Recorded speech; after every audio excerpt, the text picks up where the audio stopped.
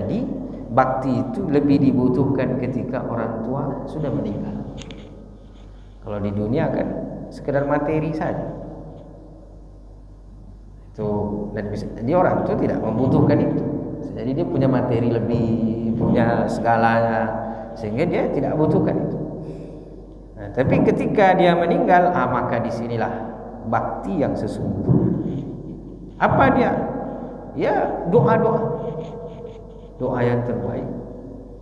Makanya disebutkan bahwa anak itu adalah pahala usaha yang tidak pernah berhenti pahalanya.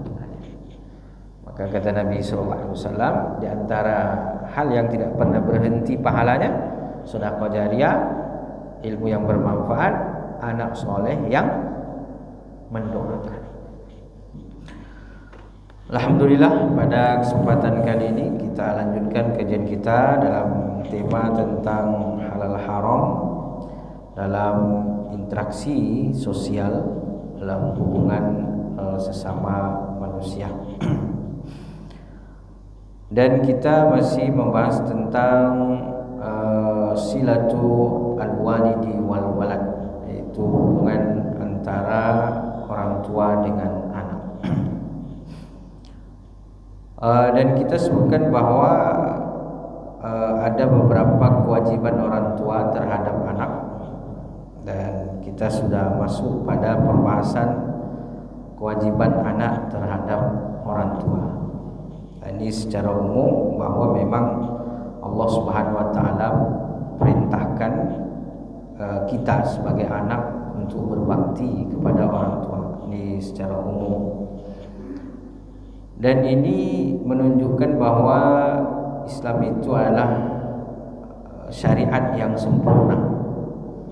Karena kalau kita lihat dalam Islam itu, berbuat baik kepada orang tua bukan hanya yang satu agama, tapi beda agama juga itu tetap kita berbuat baik.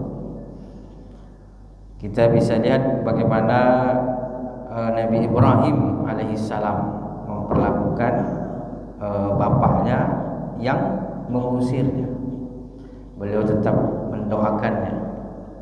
Beliau tetap membalas dengan kebaikan. Jadi kalau dengan orang tua, walaupun dia tidak terlalu baik terhadap anaknya, tapi anaknya tetap harus berbuat baik kepadanya. Dan secara umum bahwa memang itu adalah perintah Allah di dalam Al-Quran. Bahkan kita diperintahkan untuk selalu mendoakannya. Wa qul, katakanlah, Rabbirhamhuma kama rabbayani shaghira. Ya Allah, ampunkanlah mereka sebagaimana, rahmati mereka sebagaimana mereka menyayangi kami. Nah, begitu juga di antara bentuk bakti anak kepada orang tua, ikramu sadiqil walid, memuliakan teman orang tua. Jadi memuliakan sejawatnya. Mungkin bisa jadi orang tua kita sudah meninggal, tapi ada teman-teman sejawatnya, ada kawan-kawannya. Maka kata Nabi SAW dari Rasulullah, diriwayatkan oleh Ibnu Umar, Nabi SAW bersabda, inna abarral birri, di antara kebaikan yang sangat istimewa, abarra al-birri, jadi kebaikan yang sangat istimewa. Al-bir itu ketaatan. Al-bir ini abarral birri, ketaatan yang lebih tinggi. Kalau birrun ini ketaatan yang sangat tinggi. Tapi abarral birri, ketaatan di atas ketaatan. Maka ada istilah birrul walidain. Maka al-bir ini adalah ketaatan yang sangat istimewa. Bir ini ra'nya tasdid, al-birru. Jadi kalau baknya berubah menjadi dhamma, al-burru, itu maknanya berubah dia. Burru artinya ini gandum, burun. Kalau baknya jadi fathah, barun jadi ini daratan. Jadi bahasa Arab ini berubah harokat saja itu sudah berubah makna. Birrun, barun, burun. Karena kalau salah dikit, salah baca, itu jadi berubah makna. An'amta, an'amtu, an'amti. Itu berubah sudah secara makna. Maka kalau membaca Al-Quran ini harus betul-betul diperhatikan barisnya. Bukan hanya baris, tapi hurufnya juga. Alhamdu, ha. Kalau jadi alhamdu, kalau alhamdu itu segala puji. Kalau alhamdu itu menjadi kematian, kebinasaan bagi Allah. Jadi hati-hati jangan alhamdu. Kalau alhamdu artinya binasalah Allah. Alhamdulillah, kebinasaan bagi Allah. Itu salah makna. Jadi harus haknya kecil. Alhamdu. Baru dia menjadi segala puji adalah milik Allah Subhanahu wa taala. Maka di sini disebutkan bahwa albir, inna min abarral birri, di antara kebaikan yang sangat tinggi ayyasilar rajulu, seseorang melakukan silah hubungan, memperbaiki sila ahla wuddi abihi, yaitu kawan-kawan daripada orang tuanya. Makanya kadang orang tak pulang kampung, enggak. Kenapa enggak pulang? Orang tua sudah tidak ada lagi. Ya walaupun mungkin orang tua sudah tidak ada, tapi kawan-kawannya ada, sejawatnya ada. Itu perlu juga dikunjungi. Kalau lapang waktu, mengunjungi kawan-kawannya, sejawatnya. Itu kata Nabi sallallahu alaihi wasallam, inna abarral birri, di antara keutamaan yang sangat utama. Di antara keutamaan yang sangat utama, di antara keistimewaan yang sangat istimewa, yaitu adalah seseorang melakukan hubungan baik terhadap kawan-kawan orang tua. Jadi melakukan silah hubungan baik. Makanya ya walaupun mungkin orang tua sudah tidak ada, ya selagi kawan-kawannya ada, kita bisa mengunjungi. Nah, kenapa? Di antara hikmahnya adalah ketika dia mengenang, oh ini dulu anaknya ya. Ini nampaknya dulu masih kecil, sekarang udah besar, udah datang. Ini dulu waktu kecil saya menimang-nimang, saya mandikan, sekarang udah besar. Teringat. Dengan teringat itu, maka dia teringatlah kebaikan-kebaikan orang tuanya. Sehingga ketika teringat kebaikan orang tua, maka otomatis dia akan mendoakan yang baik-baik. Jadi anak itu menjadi wasilah terhadap orang tuanya mendapatkan kebaikan daripada orang lain. Karena memang begitu banyak hal-hal yang mengalir daripada anak. Maka ini sebagai bentuk bakti daripada anak terhadap orang tua, di antaranya karena begitu banyak. Maka oleh karena itu bakti anak terhadap orang tua tidak hanya terbatas ketika masih hidup. Ada orang ketika orang tuanya meninggal sedih, betul sedih, memang tentulah sedih karena orang yang kita cintai, orang yang kita sayangi meninggalkan untuk selamanya di dunia. Tapi kalau di akhirat insya Allah nanti ketemu lagi dan insya Allah berkumpul di dalam surga. Amin ya rabbal alamin. Ya, kalau ditinggal orang yang kita cintai tentu sedih. Nah, tapi menjadi pengobat dalam Islam itu bahwa kematian bukanlah perpisahan untuk selamanya, dan kematian bukanlah perpisahan yang berpisah dalam arti segalanya. Berpisah sudah tidak bisa lagi berbuat apa-apa, sehingga ada penyesalan, saya belum bisa memberikan yang terbaik ketika dia masih hidup, belum bisa memberikan apa-apa, saya belum sukses, masih banyak lagi yang kurang. Maka bakti anak terhadap orang tua tidak hanya terbatas ketika dia di dunia, ketika dia hidup. Bahkan kata para ulama, bisa jadi bakti itu lebih dibutuhkan ketika orang tua sudah meninggal. Kalau di dunia kan sekedar materi saja. Itu, dan bisa jadi orang tua tidak membutuhkan itu. Jadi dia punya materi lebih, punya segalanya, sehingga dia tidak butuhkan itu. Nah, tapi ketika dia meninggal, maka disinilah bakti yang sesungguhnya. Apa dia? Ya doa-doa, doa yang terbaik. Makanya disebutkan bahwa anak itu adalah pahala usaha yang tidak pernah berhenti pahalanya. Maka kata Nabi SAW, di antara hal yang tidak pernah berhenti pahalanya, sedekah jariyah, ilmu yang bermanfaat, anak soleh yang mendoakan. Maka doa-doa kita itu sangat menjadi bakti, menjadi bukti bakti kita kepada orang tua, dan bisa jadi itu lebih dibutuhkan daripada kehidupan di dunia. Begitu juga sodakoh yang diberikan, itu juga menjadi pahala yang terus mengalir. Datang seseorang kepada Nabi SAW, ya Rasulullah, ibuku sudah meninggal, kalau saya bersedekah untuknya apakah sampai ya Rasulullah? Kata Nabi SAW, kalau dia punya hutang kamu bayar, lepas gak hutang? Katanya lepas. Begitu juga, berarti kan bermanfaat. Artinya bermanfaat segala apa kebaikan yang dilakukan oleh anak sampai kepada orang tua.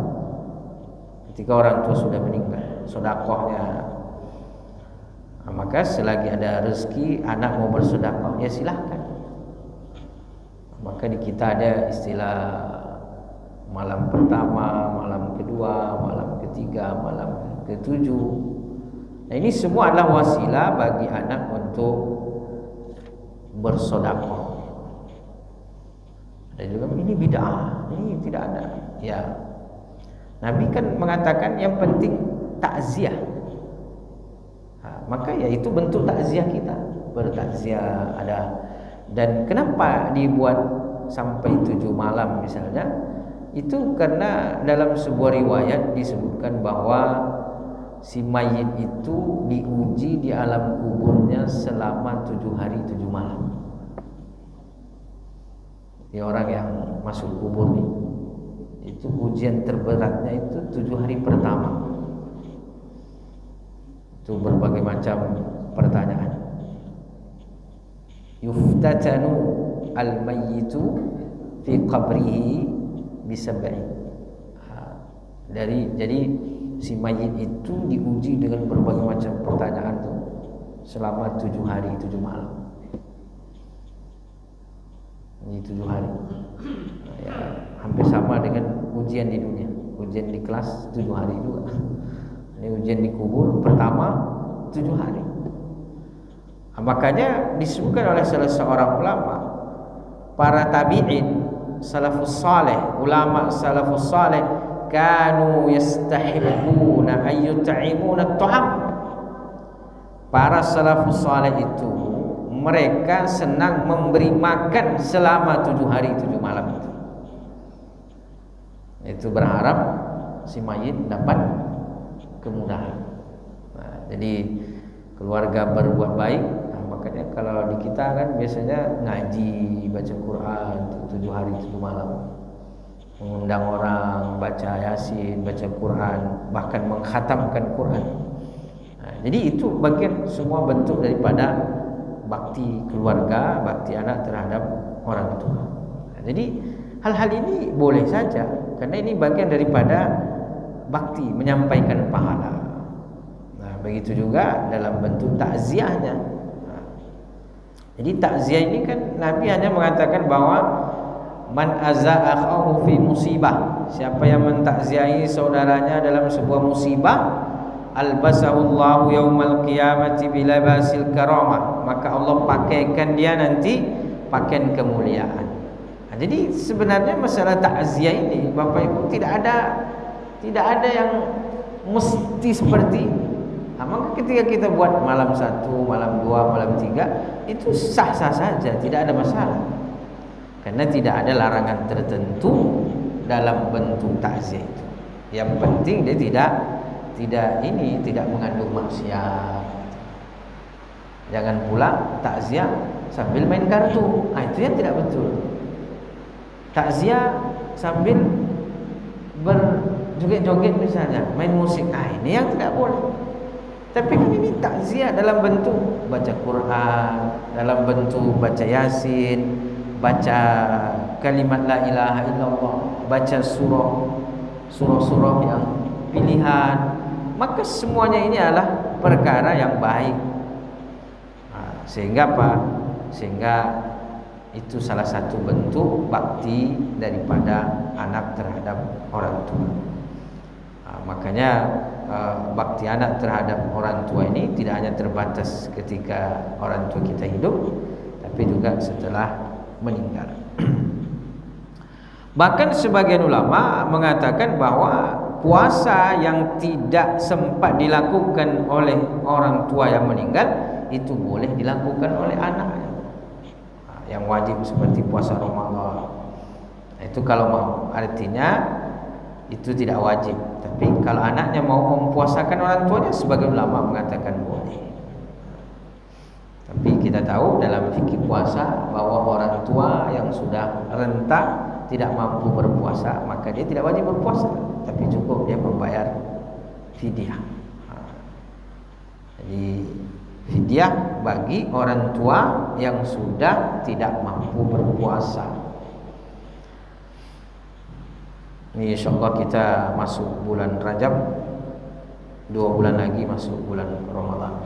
Nabi sallallahu alaihi wasallam kalau masuk bulan Rajab, beliau berdoa kepada Allah Subhanahu wa taala, Allahumma barik lana fi Rajabin wa Sya'ban wa ballighna Ramadan. Ya Allah, berkahilah kami di bulan Rajab dan bulan Sya'ban, serta sampaikan kami di bulan Ramadan. Maka itu pula doa-doa kita. Mudah-mudahan berkah di bulan Rajab, berkah di bulan Sya'ban. Mudah-mudahan kita sampai semuanya di bulan Ramadan dalam kondisi sehat wal afiat. Kita bisa memperbanyak amal soleh di dalamnya. Amin ya rabbal alamin.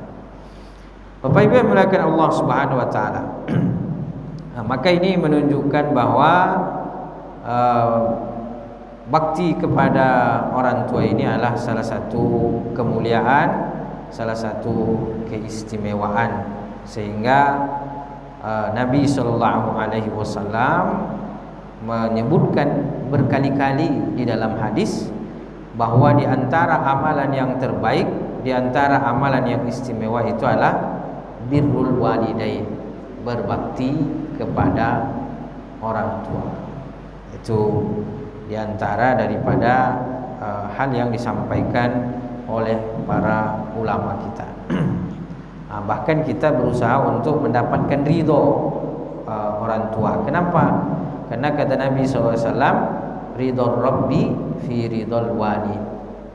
Ridho Tuhan itu, ridho Allah itu tergantung ridho orang tua. Ridho Rabbi fi ridhol walid, wasakhatur Rabbi fi sakhatir walid, dan kemurkaan Allah itu juga ada pada kemurkaan orang tua. Bahkan disebutkan oleh Nabi sallallahu alaihi wasallam, al-walidu awsatu abwabil jannah, fa in syi'ta fa'adhi' dzalikal bab au ihfaz. Kata Nabi sallallahu alaihi wasallam, orang tua itu adalah jalan atau salah satu daripada pintu-pintu surga. Maka salah satu jalan kita masuk surga, salah satu jalan kita membuka pintu surga ini adalah keridhaan orang tua atau berbakti kepada orang tua. Maka sebisa mungkin kita memberikan bakti kepada orang tua tentu semampu kita. Hari ini kita lihat kadang ada berita anak mengusir anak memperkarakan, bahkan kasus terakhir anak membunuh orang tuanya. Nah, ini miris sebenarnya kita. Kenapa? Karena ya ini bisa jadi pengaruh daripada tontonan, pengaruh daripada lingkungan, sehingga memberikan dampak yang sangat buruk. Maka kita selalu berdoa kepada Allah, diberikan anak-anak yang soleh dan soleha, diberikan keluarga yang baik. Rabbana hablana min azwajina wa dzurriyyatina qurrata a'yun waj'alna lil muttaqina imama. Nah, ini terkait dengan antara al-walid wal walad, yaitu antara orang tua dengan anak. Nah, berikutnya adalah berkaitan dengan silah hubungan secara umum. Jadi ada hubungan antara anak dengan orang tua, ada juga hubungan secara umum. Hubungan secara umum ini masuk pada keutamaan ya silaturahim secara umum, hubungan baik secara umum antara sesama manusia, di mana memang kalau dalam Islam ini pertama memandang manusia ini adalah sebagai, pertama tidak memandang dalam aspek misalnya keyakinan, tapi memandang sebagai manusia. Jadi makanya dalam Al-Quran itu Allah Subhanahu Wa Taala misalnya mengatakan walaqad karramna bani Adam, sungguh telah kami muliakan anak Adam. Jadi yang pertama dilihat itu adalah aspek kemanusiaannya. Kalau anak Adam, ya berarti kita sama semuanya, karena kita ini semua berasal dari Nabi Adam alaihissalam. Kata Nabi SAW, kullukum min Adam wa Adam min turab. Semua kalian itu berasal dari Nabi Adam, dan Nabi Adam itu dari tanah. Jadi kita ini dipersaudarakan dengan satu sumber yang sama. Sumbernya Nabi Adam, dan Adam dari tanah. Berarti kita semua ini berasal dari tanah. Nah, jadi Islam itu melihat landasan utamanya di situ, bahwa sama-sama sebagai manusia gitu. Karena setiap manusia ini dari tanah, dari Nabi Adam semuanya. Nah, maka teori yang dikemukakan oleh Darwin bahwa ada manusia yang dari monyet, ini tidak betul dalam Islam.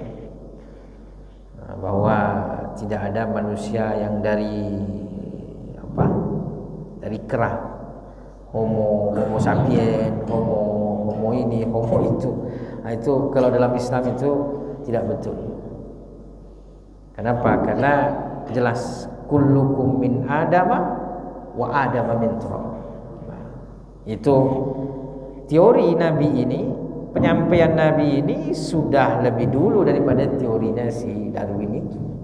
Kalau Nabi mengatakan bahwa kullukum min Adam, semua kalian berasal dari Nabi Adam, wa Adama min turab. Adanya kisah manusia menjadi monyet, menjadi kera, ya bukan menandakan bahwa ada manusia dari kera.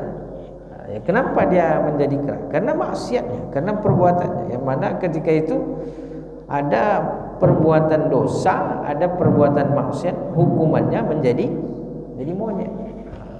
Kunu qiradatan khasi'in. Jadi bukan orangnya yang jadi monyet, tapi karena perbuatannya menjadikan dia dihukum menjadi monyet. Itu salah satu daripada perbuatan dosa di zaman Bani Israel. Nah, jadi memang zaman Bani Israel ini Bapak Ibu macam-macam hukumannya. Jadi hukumannya berbagai macam, karena mereka sangat ingkar kepada Allah. Ada hukuman berubah menjadi monyet. Perbuatannya, hukumannya menjadi monyet. Kita alhamdulillah tidak ada dosa yang dibuat kemudian berubah menjadi monyet. Ini bentuk kasih sayang. Apa itu Pak? Nyata langsung. Nah, kalau di umat Nabi Muhammad SAW itu tidak ada dosa yang mana hukumannya itu lebih memburukkan daripada hukuman Bani Israel. Jadi kalau Bani Israel itu kan memang ingkarnya lebih, sehingga mereka dihukum juga lebih. Langsung dia berbuat dosa langsung jadi monyet. Jadi pulang ke rumah dah enggak manusia lagi. Berbuat dosa pulang ke rumah tidak jadi manusia lagi. Itu juga ada hukuman mereka taubatnya harus bunuh diri. Itu kan berat. Fatubu ila faqtulu anfusakum inda bari'ikum fataba 'alaikum innahu huwat tawwabur rahim. Ada dosa itu cara taubatnya dengan cara bunuh diri. Nah, kalau di syariat Nabi Muhammad sallallahu alaihi wasallam justru bunuh diri itu adalah dosa besar. Jadi Allah itu sangat menyayangi umat Nabi Muhammad sallallahu alaihi wasallam. Maka kita bersyukurlah menjadi umat Nabi Muhammad sallallahu alaihi wasallam. Jadi hukuman-hukumannya ini adalah hukuman yang memang betul-betul untuk mengingatkan kita kembali kepada Allah Subhanahu wa taala. Ya, mungkin bisa jadi bencana-bencana itu sebagai hukuman, bisa jadi, tapi secara umum bahwa bencana adalah ujian. Nah, kalau ujian ini ya bisa dia menjadi kategori mengangkat derajat. Maka bisa jadi bencana-bencana yang kita saksikan ini ya untuk mengangkat derajat saudara-saudara kita yang bertakwa, saudara kita yang beriman. Walaupun juga dia menjadi teguran bagi para pelaku kerakusan, orang-orang yang rakus, menghabisi pohon-pohon, ditebangnya rakus. Nah, ini teguran biar manusia tidak tamak dan tidak rakus. Karena kan pohon-pohon itu kan sebagai simbol kebaikan, menjadi keteduhan, menyerap air. Ini kan pohon-pohon kita sudah digunduli. Nah, jadi terjadilah bencana. Nah, kadang ada simbol-simbol menanam. Yang ditanam 5, yang ditebang 1000. Ya gimana mau memberikan kebaikan? Pohon itu adalah sebagai simbol kebaikan.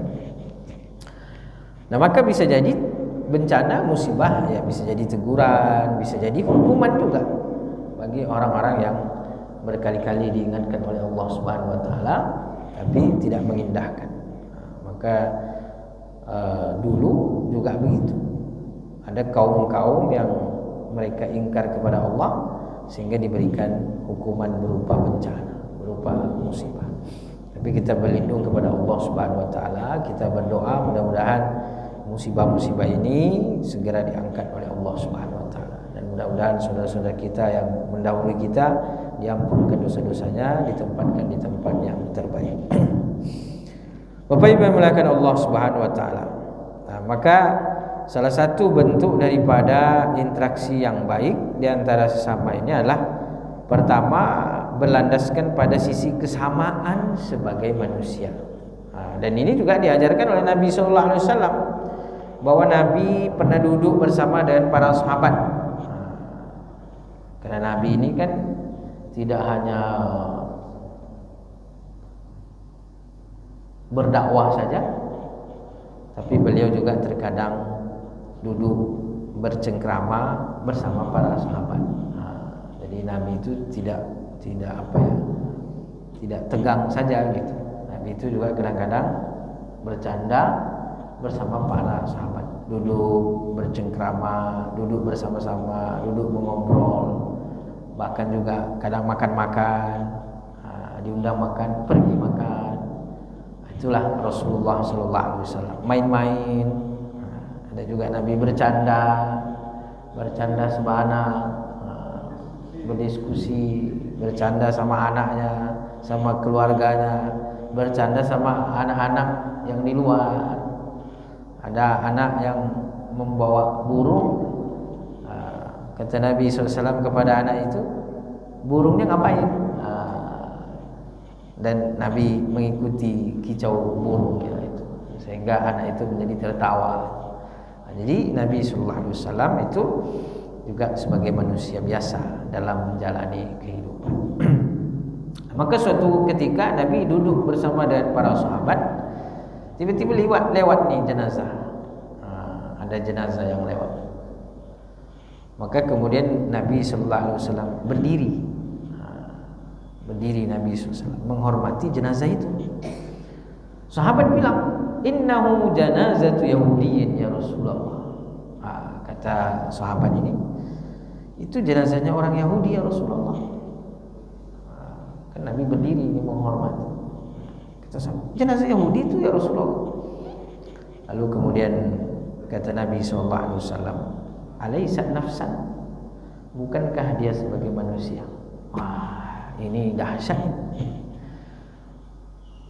Di saat orang kadang mempermasalahkan masalah orang pembela HAM di barat, itu katanya hak asasi manusia, tapi mereka kadang masih terjebak dengan warna kulit, ini kulit hitam, kulit putih. Itu di Amerika itu baru-baru saja masalah kulit hitam, kulit putih itu perkaranya selesai.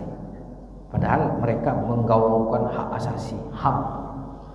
Islam 1500 tahun yang lalu sudah selesai itu masalah HAM itu. Alaisat nafsan, bukankah dia sebagai manusia? Wah, ini konsep ajaran Islam, bahwa memperlakukan manusia dari sisi dia sebagai manusia. Ini kata Nabi, bukankah dia sebagai manusia? Makanya beliau Rasulullah sallallahu alaihi wasallam secara interaksi dengan orang-orang tidak ada masalah dengan siapapun. Bermasalah Nabi sallallahu alaihi wasallam ketika orang itu mempermasalahkan dakwah. Jadi bermasalahnya Nabi itu bukan karena orangnya ini bukan muslim, tidak mau masuk Islam. Nabi tidak pernah masalah dengan itu. Nabi tidak ada masalah dengan orang Yahudi yang ada di Madinah. Nabi tidak ada masalah. Nabi tidak ada masalah dengan orang-orang Kristen yang ada di Madinah. Bahkan Nabi SAW menjamin mereka dengan baik. Nabi mengatakan, siapa yang menyakiti mereka, orang-orang non-muslim yang di Madinah ini, orang Kristen, orang Yahudi yang di Madinah, kata Nabi, siapa yang menyakiti mereka ini sama dengan menyakiti aku. Itu kan dahsyat. Karena Nabi di Madinah itu dianggap sebagai raja, karena beliau pemimpin. Makanya raja-raja yang ada di luar Madinah itu heran melihat Nabi itu. Nabi ini kan sebagai raja, tapi kok tidak punya istana. Nabi tidak ada istana. Bahkan rumah Rasulullah SAW itu terbuat dari pelepah-pelepah kurma. Kalau beliau berbaring, tidur, terbangun, nampak di punggung beliau itu bekas-bekas daripada pelepah kurma itu. Padahal beliau dianggap sebagai raja. Bahkan ada raja dari Mesir, ini raja besar tapi kok tidak punya istana, tidak punya dokter. Maka raja Mesir itu menawarkan dokter pribadi. Ini dokter pribadi untuk Rasulullah sebagai raja. Tapi Nabi tidak terima dokter pribadi. Karena kata Nabi SAW, ya tidak butuh dokter. Nabi tidak butuh dokter. Kenapa Nabi tidak butuh dokter? Kata beliau, makan sebelum kenyang, makan sebelum lapar, berhenti sebelum kenyang. Makanya Nabi tidak butuh dokter. Karena makan sebelum lapar, berhenti sebelum kenyang. Jadi tidak butuh dokter. Jadi kalau kita praktekkan itu, mungkin kita juga tidak butuh dokter. Makanya kita butuh dokter, Pak. Karena tidak bisa itu.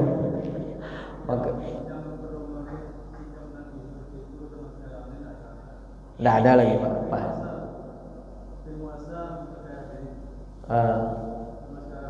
Sibuk dia perkaya diri, Pak. Makanya susah. Tapi setidaknya Misalnya dalam urusan makan, kan susah tuh kita makan berhenti sebelum kenyang. Ini payah nih Pak. Makanya kita sakit dari makan. Kenapa? Kekenyangan. Makanya kalau kita butuh dokter, karena butuh dokter, akhirnya ke rumah sakit. Maka rumah sakit jadi besar. Tapi setidaknya apakah kita dengan tidak bisa mengikuti itu lalu kemudian kita meninggalkan tuntunan Rasulullah? Tentu tidak. Karena ada yang bisa kita ikuti, seperti misalnya membaca bismillah sebelum makan, setelah makan ucapkan alhamdulillah. Hal-hal ini insya Allah bisa kita ikuti. Tapi yang berat-berat, Nabi tidak pernah makan mengumpulkan 2 lauk. Itu Rasulullah SAW. Kecuali kalau beliau makan bersama dengan para sahabat, itu Nabi SAW makan agak banyak karena menghibur sahabat-sahabatnya. Nabi makan kambing, makan minum susu, minum madu dan lain sebagainya. Ini semua adalah metode hidup Rasulullah SAW. Jadi beliau terkadang juga bersama dengan para sahabat. Maka ketika Nabi SAW di saat menyampaikan bahwa yang utama itu adalah sisi kemanusiaan, bahwa manusia itu pada dasarnya adalah sama. Dan ini bukan hanya Rasulullah, tapi memang ajaran Al-Quran, bahwa Allah Subhanahu Wa Taala mengatakan, kami muliakan anak Adam. Laqad khalaqnal insana fi ahsani taqwim. Dalam banyak ayat Allah tidak hanya memanggil orang-orang beriman saja, tapi Allah memanggil manusia. Ya ayyuhan nas. Allah memanggil manusia. Ya ayyuhan nasu kulu mimma fil ardi halalan thayyibah. Wahai manusia, kata Allah, makanlah di bumi ini yang halal lagi baik. Jadi Allah itu memperhatikan juga manusia ini secara umum, tidak hanya orang beriman. Ya memang banyak juga panggilan ya ayyuhalladzina amanu. Tapi secara umum bahwa Islam memperlakukan manusia secara baik.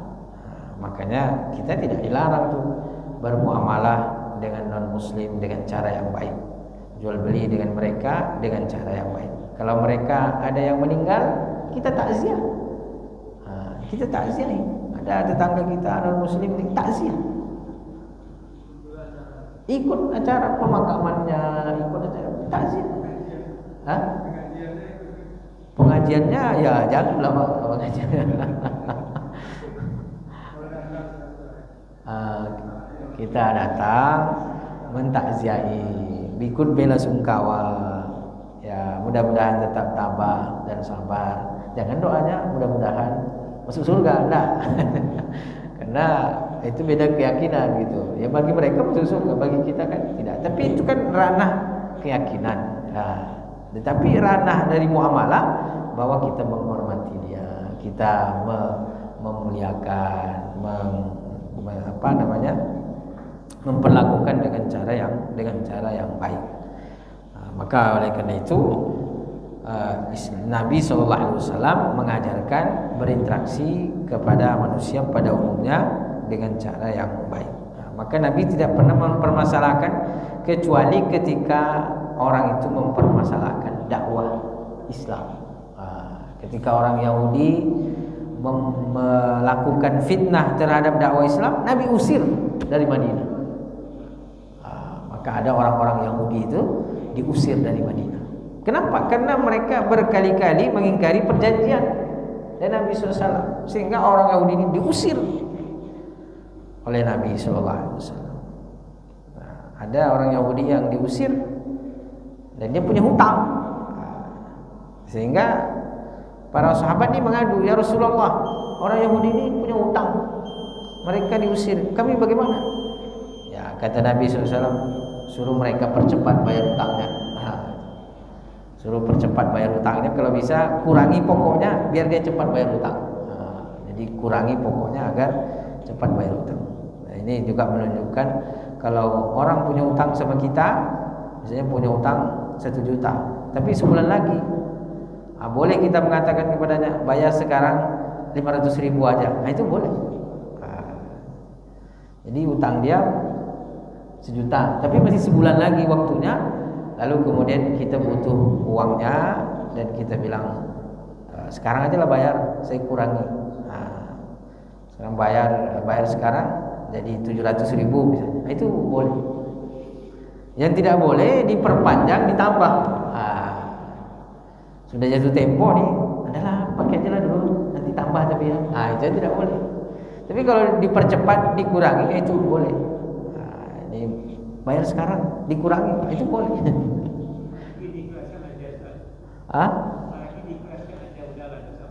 Kalau itu bukan boleh lagi, Pak. Itu sedekah. Jadi sunnah dia. Tapi yang berutang jadi keenakan itu. Jadi Nabi SAW mencontohkan bagaimana memperlakukan orang-orang non-muslim di Madinah. Jadi Nabi kalau mereka baik, Nabi perlakukan baik. Tapi kalau mereka jahat, Nabi perlakukan mereka sesuai dengan sikap mereka. Jadi Islam ini proporsional. Dia tidak main hantam saja, tapi melihat ya kalau mereka baik kepada kita, mereka menjalankan nilai-nilai kemanusiaan dengan baik, Nabi sangat menghormati dan menghargai mereka. Tapi kalau mereka melakukan pengingkaran, melakukan penghambatan terhadap dakwah Nabi SAW, maka Nabi perlakukan mereka sesuai dengan sikap mereka, sesuai dengan keburukan dan kejahatan mereka. Maka Nabi sebagai tauladan kita, Nabi sebagai contoh kita dalam bermuamalah. Nabi SAW sebagai tauladan yang baik. Laqad kana lakum fi Rasulillahi uswatun hasanah. Nabi contoh kita. Ada juga larangan-larangan, yaitu larangan memutus tali silaturahim. Dan ini nanti kita bahas pada pertemuan yang akan datang. Mudah-mudahan kita senantiasa sehat walafiat, umur berkah, dan juga diberikan kebaikan dunia